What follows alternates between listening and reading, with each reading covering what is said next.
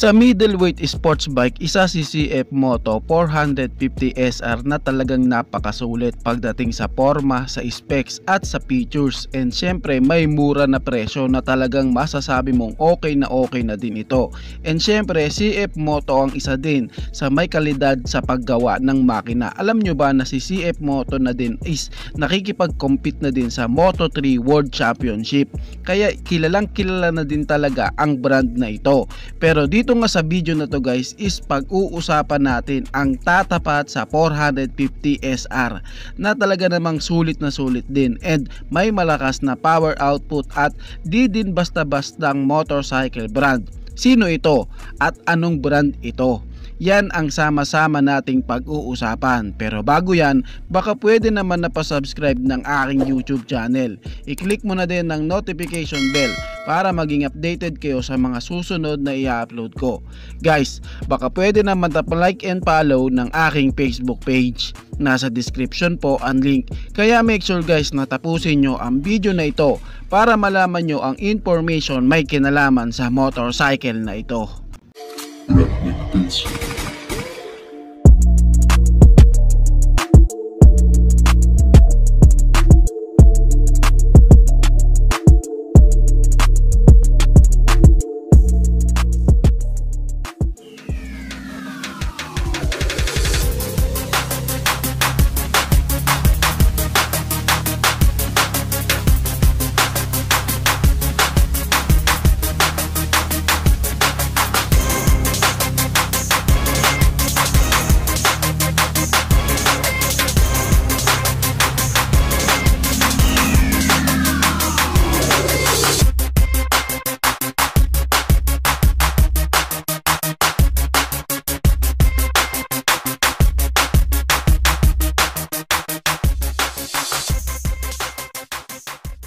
Ang tinutukoy ko nga guys is walang iba kundi si QJ Motor GS 550cc. Well, ito nga guys ang isa sa sulit na sports bike kasi guys nagmula din ito sa isang Chinese motorcycle brand na kalidad sa paggagawa ng mga motor.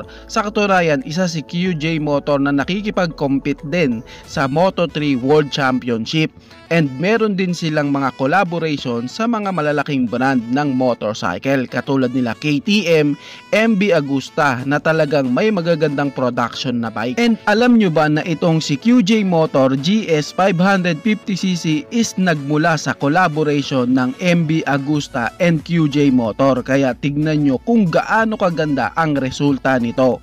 Well, sa physical appearance makikitaan talaga siya ng napagka-originality lalo na sa kanyang side pairings and bulky body shape sa part ng tangke. Pero sa kanyang headlight guys makikita na parang Ducati Panigale looks talaga. Pero syempre yan lang ang masasabing may pinagkopyahan, pero the rest lahat is original design ng QJ Motor and MB Agusta. Alam nyo ba na ang QJ Motor is merong sister company at eto ngang si Benelli. And kung pamilyar kayo sa motor nila Benelli na TRK 502cc, ito din guys ang ginamit na engine platform kay GS 550cc. Pero wait, sa senaryo na ito guys, pumasok na si MB Agusta, and ito nga ang isa sa pinokosan nila para mas lalong maging more sporty and power output ng bike. Kasi si Benelli TRK 502 is meron lamang pong 499 cubic centimeter engine displacement, naka 2-cylinder, and siya is naka 360 degree crank engine na merong maximum power na 47 HP and meron siyang maximum torque na 45 Nm of torque, na ngayon nga po kay QJ Motor GS 550 is talagang malaki ang pagbabago kasi meron na nga po ito ngayong 550 cubic centimeter engine displacement, naka 2-cylinder, dual overhead cam, 360 degree crank engine, and meron siyang power output na maximum power na 60 HP and meron namang maximum torque na 55 Nm of torque. Well, syempre expect na natin na babaguhin talaga ang power ng engine nito compared doon sa adventure touring bike ni Benelli kasi isa siyang sports touring bike. Well, kita naman sa kanyang postura na sport looking siya pero more on relaxation ka dito dahil sa naka-upright position ang body posture ng rider dito. Baka isipin mo na nako napakabagal niyan. Well, ayon nga po kay QJ Motor mismo, ito nga daw is may top speed na 195 kph.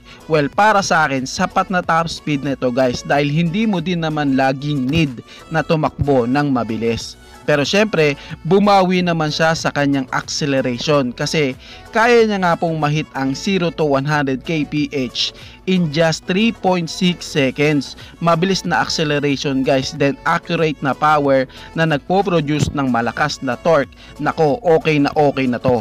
At para sa kanyang timbang na 186 kg, sakto lang guys para sa isang middleweight sports touring bike. Well, para sa kanyang sound guys, di naman direct like sounds ng inline 4 engine, pero malapit na din doon. And talagang big bike sounds ang engine nito dahil na din sa kanyang 360 degree firing order.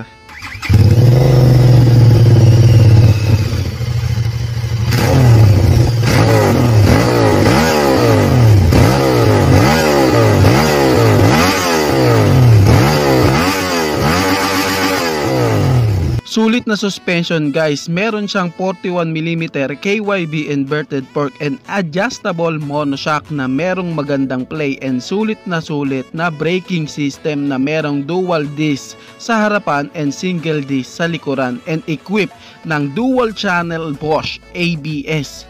And syempre ginamitan nga po siya ng Brembo brake caliper harap and sa likuran na talagang makakaasa kang meron siyang magandang braking system. Ito pa guys ang matindi dito pagdating sa kanyang looks. Well, hindi din ito magpapahuli kasi siya guys is naka single sided aluminum swing arm din ito, and naka underbelly pan ang kanyang exhaust para makita ang magandang highlights ng kanyang look sa likod. Pagdating naman sa sukat ng kanyang mga gulong, sa unahan nga guys ito ay may sukat na 120 by 70 by 17 and 160 by 70 by 70 naman sa likuran. Naka full TFT display panel gauge na din siya guys, na pwede mo nang i-connect ang smartphone mo dito gamit ang Bluetooth, and meron na din siyang built-in na USB charger. And syempre lahat ng kanyang ilaw is naka LED na po lahat. Headlight, taillight, turn signal light, lahat po yun is naka LED na po lahat. Ito ang the best sa kanya guys kasi meron siyang mababang seat height na pwede sa ating mga Pinoy na may sukat na 790mm, then upright position ka pa dito kaya pwede at kaya to kahit 5'5 pa ang height mo. Isa na namang sulit na sports touring bike na nakakapanabik makita sa personal at kaabang-abang, si QJ Motor GS 550cc. Guys, anong masasabi nyo sa motor na ito? Paki-comment naman ang inyong reaksyon. Maraming salamat po. Bago matapos ang video na to guys, baka pwede naman napahingin ng isang like mula sa inyo bilang pagsuporta sa ating munting video. Maraming salamat po. So pwede mo na rin i-share para din malaman ng iba nating mga ka-rider. Sa tingin ko guys is dito ko na lamang po tatapusin ang ating vlog. I hope na nag-enjoy kayo sa aking hinandang video para sa inyo. Pinasisigla ko din kayo guys na i-subscribe ang aking YouTube channel. I-click mo na din ang notification bell para maging updated kayo sa mga susunod na i-upload ko. So dito ko na lamang po tatapusin. Maraming salamat po, Ichi Boy.